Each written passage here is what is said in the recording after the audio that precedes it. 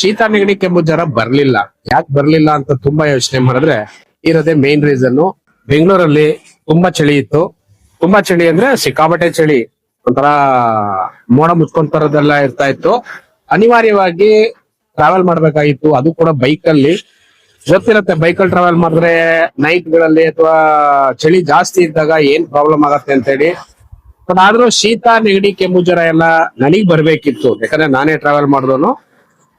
ಅನಿವಾರ್ಯವಾಗಿ ಓಡಾಡ್ತಿದ್ದೆ, ಒಂದು ಅನಿವಾರ್ಯ ಕೆಲ್ಸ ಆಗ್ಲೇಬೇಕು ಅಂತೇಳಿ. ಬಟ್ ಆದ್ರೂ ಶೀತ ನೆಗಡಿ ಕೆಮ್ಮು ಜ್ವರ ಬರ್ಲಿಲ್ಲ. ಯಾಕೆ ಬರ್ಲಿಲ್ಲ ಅಂತ ತುಂಬಾ ಯೋಚನೆ ಮಾಡಿದ್ರೆ ಇರೋದೇ ಮೇನ್ ರೀಸನ್. ಆಂಟಿ ಆಕ್ಸಿಡೆಂಟ್ ನಮ್ಮ ದೇಹದಲ್ಲಿ ಬಿಲ್ಡ್ ಆಗ್ತಾ ಇರತ್ತೆ. ಯಾವ್ದ್ರಿಂದ ಬಿಲ್ಡ್ ಆಗತ್ತೆ? ಅದೇ ಕೆಂಗನ್ ವಾಟರ್ ಇಂದ. ಕೆಂಗನ್ ವಾಟರ್ ರೆಗ್ಯುಲರ್ ಕುಡಿಯೋದ್ರಿಂದ ಆಂಟಿ ಆಕ್ಸಿಡೆಂಟ್ ಹೆಚ್ಚಾಗಿ ಉತ್ಪತ್ತಿ ಆದಾಗ ನಮಗೆ ಅಟ್ಯಾಕ್ ಆಗತ್ತೆ. ಬ್ಯಾಕ್ಟೀರಿಯಾ ವೈರಸ್ ಎಲ್ಲ ಅಟ್ಯಾಕ್ ಆಗ್ತಾ ಇರತ್ತೆ, ಬಟ್ ಅದು ಆಕ್ಟಿವ್ ಆಗೋದಿಲ್ಲ, ಪ್ರೊಟೆಕ್ಟ್ ಮಾಡ್ತಾ ಇರತ್ತೆ ನಮ್ಮ